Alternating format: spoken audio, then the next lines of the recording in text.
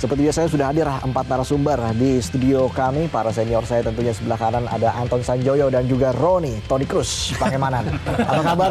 Selamat Bung Ropan, malam, Bung kabar Joy. baik. Kabar baik. Selamat tahun baru deh saya. Ya, selamat tahun baru luar biasa. Ini penampilan perdana Soccer Time di tahun 2020. Ya. Di sebelah kiri saya juga senior saya. Ada Wesley, bola untuk kebaikan. Kita Galuh. Bung Wesley dan juga Gita Suwondo. Bung Gita, selamat malam. Selamat malam. Kita akan membahas struktur kepelatihan timnas yang baru. Menurut Anda, Bung Wes, sudah ideal tim kepelatihan timnas Indonesia? Ideal dalam versi apa dan dalam kacamata siapa nih? Yang tidak pakai kacamata kan hanya ada berdua nih. Oke, Ya. iya benar-benar. Benar juga ya. Nah, Kacamata Bung Wesley. bagi saya begini, pemilihannya jelas semua pasti federasi punya alasan. Tapi kita yang di luar juga punya pemandangan yang berbeda Ya. dengan sistem yang dengan berbeda. Pemilihan Sintayong menurut saya tidak ada masalah. Tapi kemudian berapa banyak pelatih kita yang diberi kesempatan mendampinginya dan alasan mendampinginya. Bukankah ada lebih dari 1, 2, 3, 4 pelatih yang dibawa untuk mendampingi, ada 4 pelatih Ya. di kelas yang berbeda, di usia berbeda. Tapi pertanyaan saya adalah, apa acuan memilih asistennya? Yang berprestasi siapa? Yang membawa siapa? Kemudian acuannya, saya jujur saya mengatakan kalau SEA Games kita juara, saya menerima pelatih SEA Games diberikan kesempatan.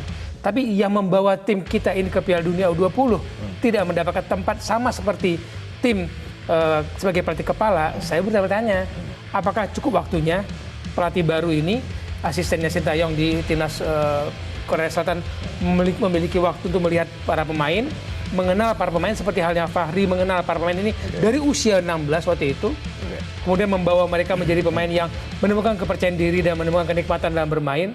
Ini pertanyaan, alasannya apa?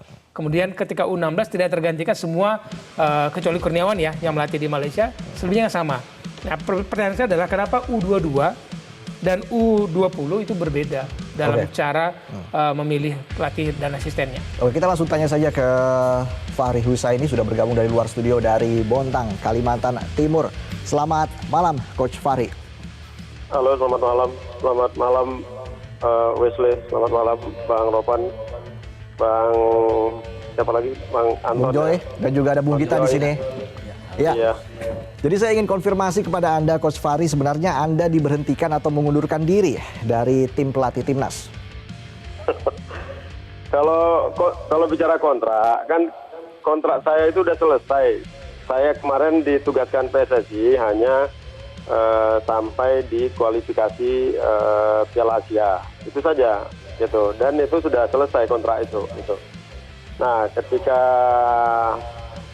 sekitar 1 bulan yang lalu, tanggal 6 November kalau saya nggak salah, itu saya dikontak Bang Danur untuk mau ketemu. Alasan ya Bang Danur itu diperintahkan oleh FIFA ya untuk nemenin saya. Nah, Bang Danur di situ menyampaikan bahwa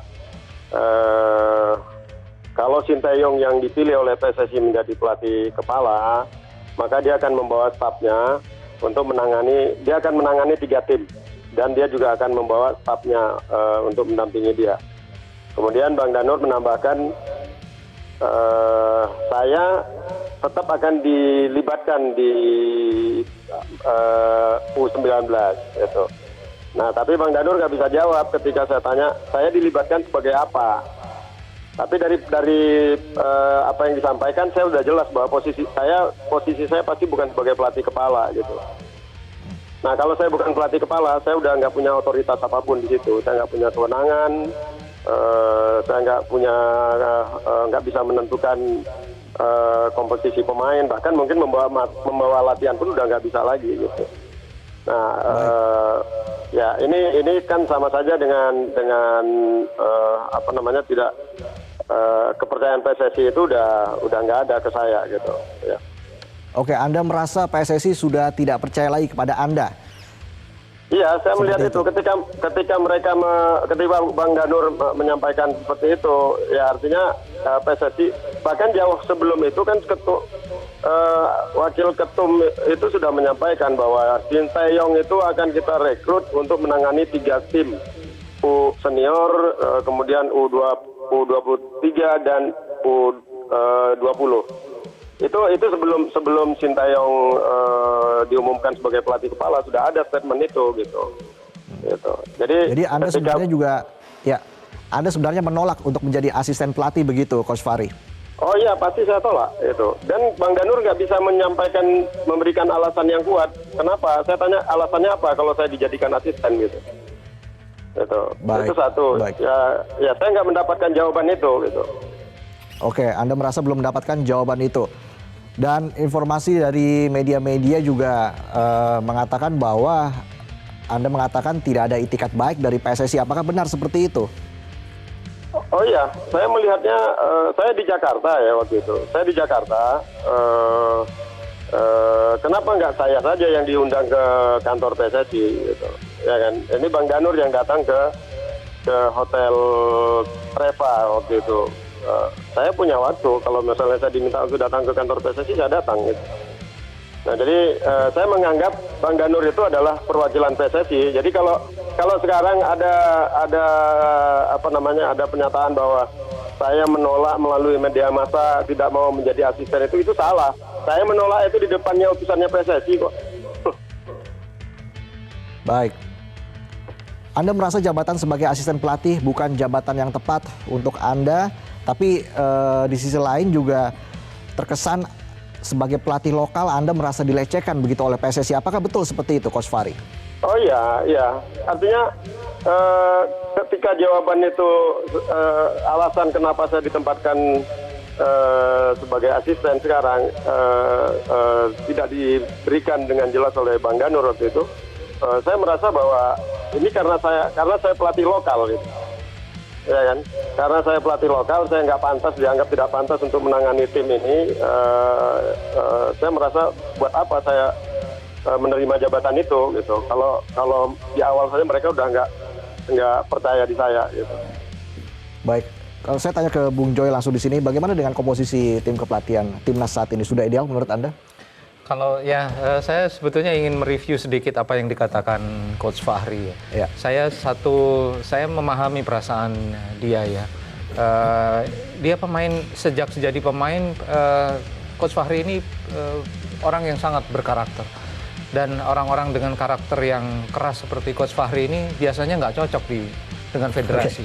Oke. Karena kenapa seperti itu? Ya, saya lihat federasi ini, saya nggak tahu ya apa maunya federasi PSSI sekarang dengan penunjukan pelatih yang namanya Sintayong. Kayak kalau dia nunjuk Jose Mourinho pun saya mau apa sih sebetulnya gitu loh. Oke. Karena saya pada prinsipnya melihatnya begini, apa yang diinginkan sebetulnya oleh federasi dengan penunjukan pelatih? Kalau saya lihat, apa sih cita-citanya dengan menunjuk pelatih katakanlah kelas dunia atau kelas Asia? Karena apa? Basic dari pembangunan sepak bola kita tuh belum maju bahkan dari 20 tahun terakhir. Kalau kita bilang selalu yang dibangun adalah yang ditonjolkan adalah pelatih timnas yang senior ya. Lalu kemudian dia harus megang pelatih dia supervisi U23, U19, U16. Ini maunya apa? Karena yang sebetulnya yang benar-benar ada kompetisinya kan yang senior. Ya kan, yang lainnya tuh sebetulnya belum ada kompetisinya. Itu dululah yang dibangun gitu loh. Jadi jangan dibangun itu di level timnas yang selalu dikatakan timnas itu. Jadi mereka tidak pernah melihat permasalahan pembangunan sepak bola itu seperti apa. Yang kemudian yang dikeluarkan adalah ini loh, pelatih timnas kita adalah orang Korea yang hebat ini. Padahal basicnya untuk mendapatkan pemain-pemain yang akan dilatih nanti oleh Sintayong ini berantakan di bawahnya. Jangankan U23, U21, U19, U16. Yang liga yang namanya Liga 1 sekarang itu mutunya sampai di mana sih? Gitu loh. Jadi kalau saya ingin ketemu lagi sama Pak Iwan Bule itu, Anda itu cita-citanya apa sebetulnya dengan menjadi orang nomor 1 di PSSI?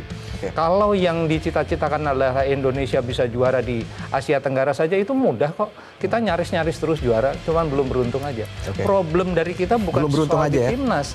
Problem kita itu di basicnya, di grassroots-nya, di bagaimana meningkatkan kualitas kompetisi. Bukan siapa pelatih timnas, nggak penting buat saya. Coach Fahri jauh lebih baik menurut saya daripada Sintayong. Oke, Coach Fahri jauh lebih baik, Bung Gita? Iya, kalau kita bicara yang paling akan mendapatkan ujian ini justru under 19 nih. Under 19 nanti karena ada AFC Asian Championship ya di bulan Oktober nanti. Kemudian sudah lolos kita ke Piala Dunia, tapi kan kita ada di pot 2 di Asian Championship itu, di mana artinya kita unggulan kedua di sana. Setidaknya kita harus masuk perempat final, dan Coach Fahri ini sudah tahu semua timnya. Dia yang meloloskan tim ini dengan menahan imbang Korea Utara saat itu sehingga lolos ke Uzbekistan nanti. Jadi saya pikir memang agak aneh bahwa di Under 19 seorang coach yang berhasil tidak diteruskan untuk kemudian menjadi coach di sebuah turnamen yang penting lainnya. Kemudian penggantinya pun Shin Tae-yong, reputasinya luar biasa, pernah mengalahkan Jerman. Hanya mengalahkan Jerman, saya pikir reputasinya tidak. Yang luar biasanya hanya karena mengalahkan Jerman. Tapi secara keseluruhan persen menang dia saat menangani klub maupun menangani tim nasional pun tidak baik juga ya, 50%, 33%. Ini ukurannya tidak terlalu baik untuk seorang pelatih. Kemudian asistennya di Under 19, Gong Oh-kyun yang kemudian akan menggantikan Fahri nanti, reputasinya hanya sebagai asisten pelatih. Oke, membawa Korea menjadi runner up Piala Dunia Under 20, tapi sebagai asisten pelatih, tidak sebagai pelatih utama. Saya sih kebayang dia ngomongnya bahasa Inggris kan? Iya, betul. Kalau bahasa Inggrisnya bagus. Kalau bahasa Inggris yang nanggep orang Indonesia, distorsinya udah banyak banget, lalu ngomong soal sepak bola yang sangat modern, menurut saya Dan waktu tidak banyak. Saya juga agak ragu apakah orang Korea bisa berbahasa Inggris dengan cukup baik, karena saya pengalaman berbicara dengan orang Korea, nawar McDonald pun saya yang harus benar-benar ngomong sama mereka, ini saya pengennya ini. Hanya nawar McDonald itu loh. Ini nyebutin sponsor 2 kali lagi. Oke, Bung Ropan, kehilangan Fahri Husaini tentu akan mengganggu pembinaan usia muda. Apakah terlalu mengganggu atau seperti apa dampaknya? Iya, karena sebenarnya begini ya, apa yang dia katakan Fahri dengan dia penolakan, dia jelas dia lebih mengetahui ya luar dalam soal pemain kita ya, terutama pemain-pemain muda yang dia bina ya. Artinya dia sudah sukses di Sidoarjo dengan Piala AFF U16 saat itu 2018 ya. Kemudian dia juga sukses dengan tim muda yang U19 ya ketika meloloskan di Piala Asia. Jadi artinya dia jauh lebih tahu dibandingkan dengan Gong Oh-kyun yang saat ini ditunjuk oleh PSSI. Sehingga itu dia katakan bahwa saya tidak punya otoritas lagi untuk bisa melihat ini, bisa menentukan segalanya kalau saya hanya menjadi asisten. Saya pikir ini wajar karena dia selama ini yang tahu luar dalam, jadi dia tahu dia bisa mengatur strategi, meracik komposisi pemain. Nah, kalau sebagai asisten kan dia tidak punya banyak waktu untuk bisa, paling hanya memberikan masukan aja tapi tidak bisa menentukan. Jadi saya pikir wajar dia punya suatu karakter yang kuat ya, bagaimana punya pandangan yang kuat bahwa saya harus bisa menjadi pelatih kepala ya. Apakah saya itu lebih buruk dibandingkan dengan pelatih asing? Harus memberikan kesempatan dong bahwa saya tidak jelek-jelek amat untuk bisa menangani tim junior ini. Kemudian apa alasan yang tepat ketika saya diganti? Itu yang dia minta kan, dan tidak dijawab oleh Danurwindo. Kan selama ini kan tim muda ini kan sebelum ada struktur baru ini kan diawasi oleh direktur teknik ya, yang junior ini ya kan, di luar tim senior selama ini. Makanya dia selalu bertanya kepada seorang Danurwindo untuk bagaimana, tapi karena tidak ada jawaban, jadi saya pikir wajar dia mundur. Dan ini pelatih yang bagus, saya pikir banyak contoh bahwa dia punya suatu sikap yang luar biasa ya, bahwa dia yakin dengan kemampuan dia bahwa dia akan lebih bisa dibandingkan dengan orang luar yang tidak memahami benar dengan karakter sepak bola, budaya sepak bola kan Indonesia. Orang Korea kan berbeda kan, dia ada di Korea dengan kualitas pemain yang hebat yang kita tahu, tidak perlu disebut. Iya, kompetisinya jauh lebih bagus dengan budayanya lebih bagus. Di Korea, di federasinya, mereka punya 7 lapangan untuk latihan.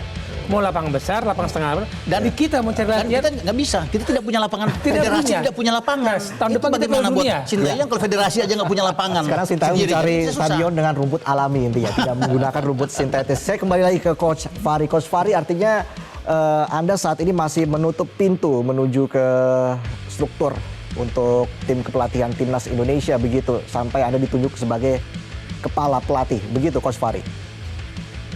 Iya, jawaban saya sudah nggak akan berubah. Jawaban saya sudah akan berubah. Apa yang saya sampaikan ke Bang Danur itu, saya akan tetap seperti itu gitu. Selama mereka belum bisa memberikan alasan yang kuat kenapa saya diminta untuk menjadi asisten pelatih. Iya. Yang kesan yang saya dapatkan adalah Anda juga cukup antipati begitu ya dengan pelatih asing, Coach. Apakah betul seperti itu, Coach? Iya, saya juga udah pernah lah. Sebagai pemain saya pernah dilatih pelatih asing. Kemudian saya juga sudah pernah menjadi asisten beberapa pelatih asing. Jadi tidak semua pelatih asing itu punya kemampuan lebih baik dari pelatih lokal gitu. Nah, beda yang saya sayangkan, kita ini kalau sudah pelatih asing yang bicara itu didengar, padahal yang mereka bicarakan itu sebenarnya yang dikeluhkan oleh pelatih-pelatih lokal juga gitu. Oke. Nah, apakah kami harus jadi pelatih asing dulu harus jadi bule dulu supaya didengar apa yang kami keluhkan gitu. Ya. Baik, Coach Fahri, kita tahan dulu. Kami masih akan kembali saat lagi setelah headline news pukul 23 waktu Indonesia Barat. Dan tentunya masih bersama dengan para narasumber saya di sini dan juga yang bergabung dari luar studio. Masih bergabung bersama kami Coach Fahri Husaini dan juga baru saja bergabung Waketum PSSI, tentunya Cucu Sumantri. Selamat malam Pak Cucu. Selamat malam Bung Palen. Iya Pak Cucu, baik, tadi Coach Fahri sempat menanyakan sebenarnya apa alasan dirinya akhirnya tidak ditunjuk sebagai pelatih kepala lagi di struktur Timnas Indonesia. Bagaimana Anda menanggapi ini? Apa sebenarnya alasan PSSI? Baik.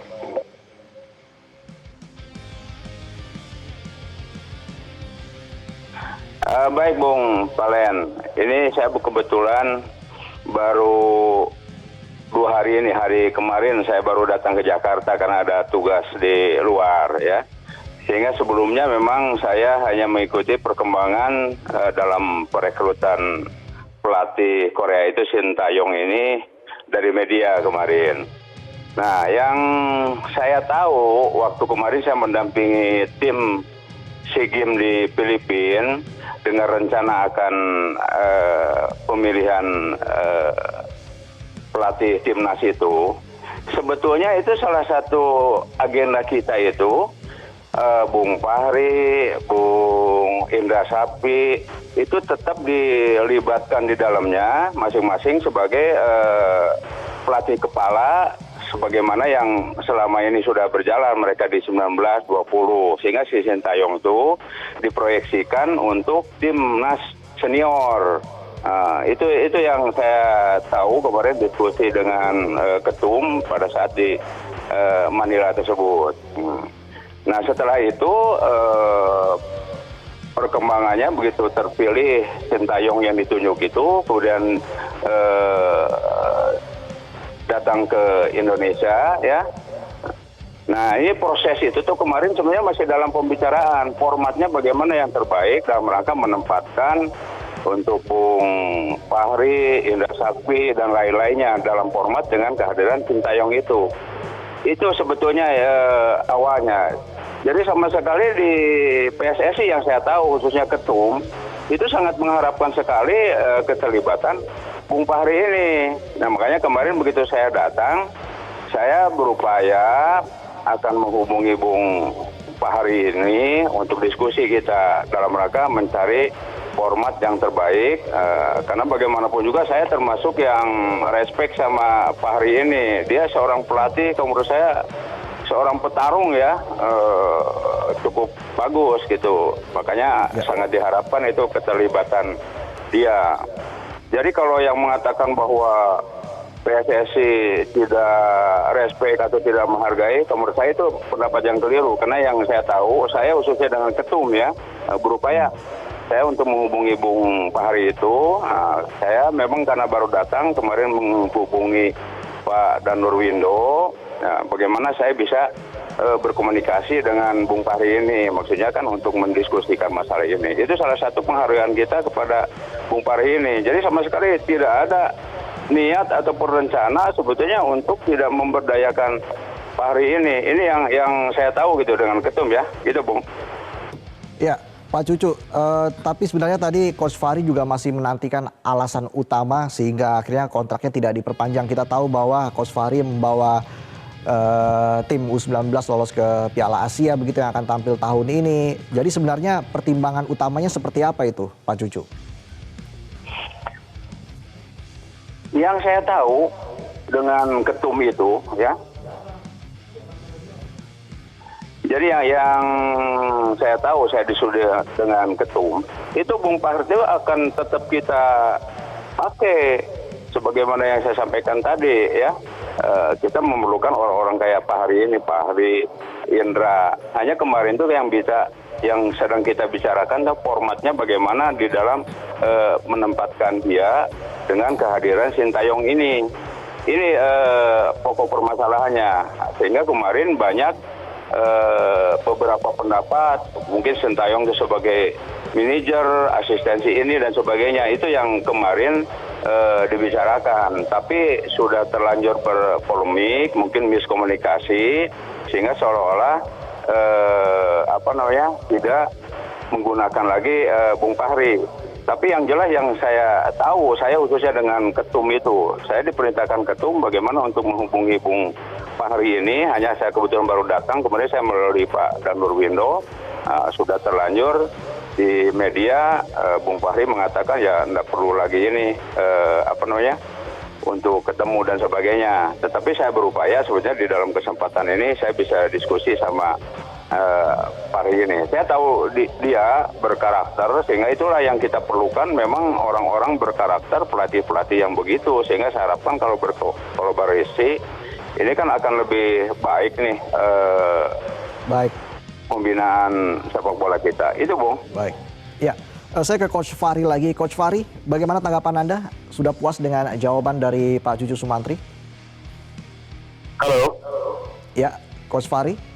Halo, selamat malam Pak Cucu. Malam, Bung Fahri. Apa kabar? Ini saya mau ketemu nih. Ya, alhamdulillah kabar baik Pak. Ya, jadi begini Pak Cucu ya, kemarin itu yang saya pegang ini kan omongannya Bang Danur ya.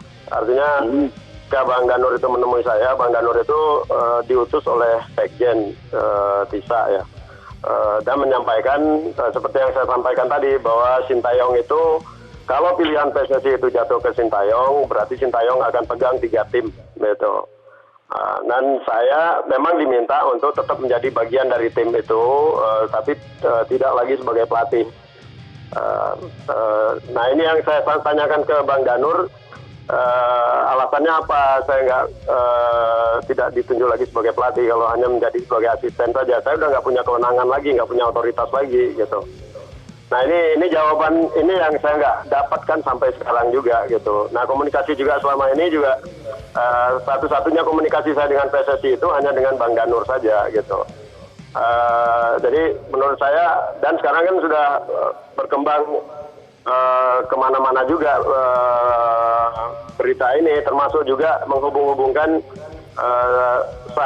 dengan jabatan saya sebagai manajer Departemen Humas PT Pupuk Kaltim juga gitu. Sehingga ada bahasa Sekjen juga bahwa saya akan sulit menetap di Jakarta, bahasa-bahasa seperti itu. Ya saya mengambil hikmah saya saja bahwa ya mungkin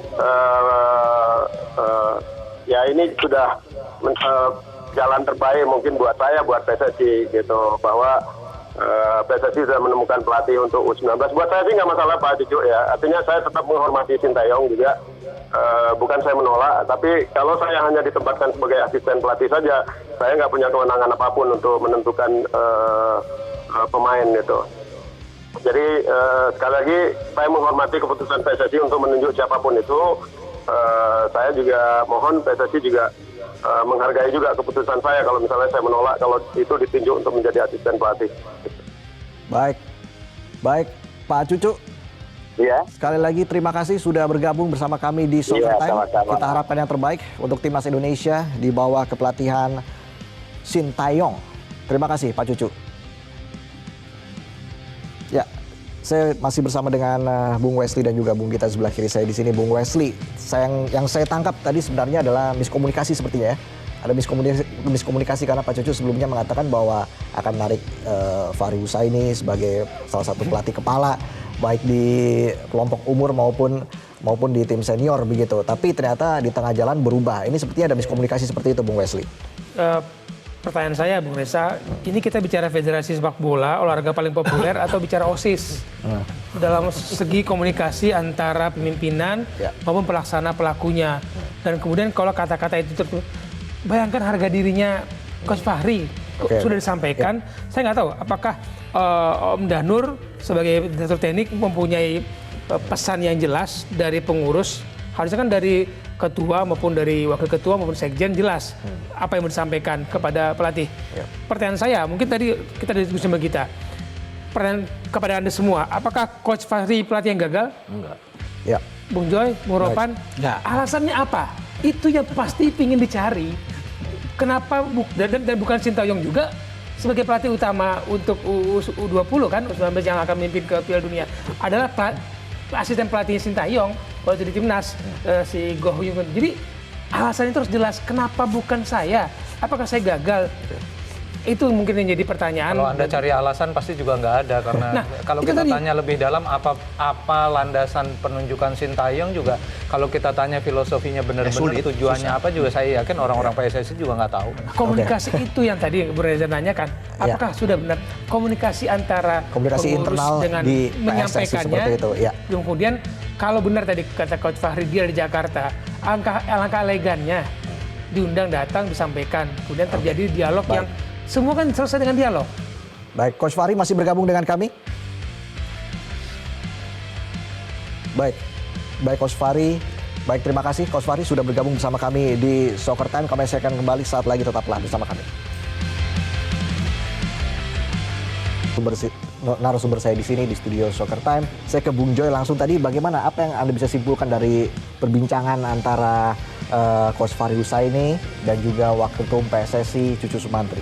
Ya, ini organisasi olahraga paling tua, tapi soal komunikasi aja babak belur ya, seperti juga kualitas kompetisi, seperti juga kualitas timnas senior kita yang babak belur. Jadi memang itu menggambarkan semuanya, karena memang saya yakin teman-teman di PSSI itu tidak pernah tahu apa yang ingin mereka tuju sebetulnya dengan pembentukan timnas, mau timnas senior, mau yang tim 23, mau tim 21. Targetnya cuma target-target yang menurut saya target-target yang sangat artifisial, karena memang tidak ada landasannya untuk semua target itu. Jadi saya berani katakan itu karena memang dari 10 tahun terakhir aja apa sih prestasi kita nggak ada. Oke, Bung Wesley, tahun ini kita punya AFF, kita juga ada Piala Asia U19, kita sudah kehilangan tiket di kualifikasi Piala Dunia zona Asia. Prioritasnya lebih kemana? Lebih ke Piala AFF atau Piala Asia U19? Berkali-kali saya katakan, Bung Reza, sebagus-bagusnya program PSSI yang menurut saya, saya bisa memahami program itu selama diikuti oleh semua stakeholders, karena jangan hanya program dijalankan oleh federasi, tapi stakeholdersnya tidak ikut menjalankan. Sebagus-bagusnya program itu, tanpa ada gelar tim nasional, senior ya, kita katakan tim nasional, semua itu tertutup oleh kegagalan, stigma bahwa PSSI adalah organisasi yang bobrok. Sebagus-bagusnya program, saya ulangi, sebagus-bagusnya program tanpa prestasi timnas senior itu ketutup. Mau tidak mau AFF. Tapi AFF kapan mulai jalan? November. Kompetisi kita kapan mulai jalan? Apakah kompetisi kita dipersiapkan untuk tadi menutupi semua stigma jelek itu dengan prestasi? Apakah PSSI berdiri independen dalam mengelola organisasi sepak bola ini, begitu juga dengan liganya? Apakah secara izin, secara nanti ada pilkada serentak dan segala macam tidak mengganggu program? Apakah para pemain disiapkan tidak kakinya letih untuk timnas AFF? Saya katakan sebagus-bagusnya program tanpa juara timnas senior, semua jadi tertutup. Dengan level sekelas Sintayong, Piala AFF menjadi realistis, Bung Gita? Iya, agak meragukan sebenarnya. Masih agak meragukan. Kompetisi. Sekelas rencananya Asia awal Tenggara. Maret kompetisi. Kompetisi ideal itu 10 bulan. Jadi kalau dilakukan di awal Maret, ya kelarnya di November. November itu sudah ada Piala AFF. Artinya ada campuran antara tim nasional, persiapan tim nasional dengan AFF yang akan berjalan dan kompetisi yang masih berjalan. Jadi saya pikir itu pasti akan menjadi kendala. Yang jelas Sintayong sudah punya sejumlah aturan ketat ini untuk para pemain. Salah satunya adalah no medsos jelang pertandingan. Seperti itu. Jadi aturan-aturan seperti itu adalah hal yang wajar ya untuk membangkitkan. Saya kira wajar, dan itu yang timnas. dia lakukan juga di timnas Korsel ya. Karena dia seorang pelatih yang keras. Kelihatan dia memang dari depan lembut, tapi memang ini pelatih yang keras. Dan kalau kita kembali lagi bicara soal betul AFF, sepertinya ya, soal Sintayong. kalau kita bicara lagi Reza yang AFF, saya pikir ini saya juga seperti kata Gita ya, agak ragu juga ya bahwa dia begitu cepat, bahwa di tahun ini belum sampai setahun sudah ditargetkan harus juara di AFF. Menghadapi Vietnam saya kira agak berat, apalagi Vietnam, Thailand, Myanmar, tim-tim yang sangat baik ya, Malaysia yang sulit untuk kita bisa menang ya, tapi kita berikan kesempatan lagi, perlu kita harus cepat menghukum dia, kita tunggu, kita lihat ini acaranya. Ya tentunya kita harapkan yang terbaik bagi timnas Indonesia dan juga timnas kita di kelompok umur, semoga semuanya sukses, berjalan dengan baik ya. Semua tim kepelatihan lokal, asing, semua berjalan dengan baik. Dan tentunya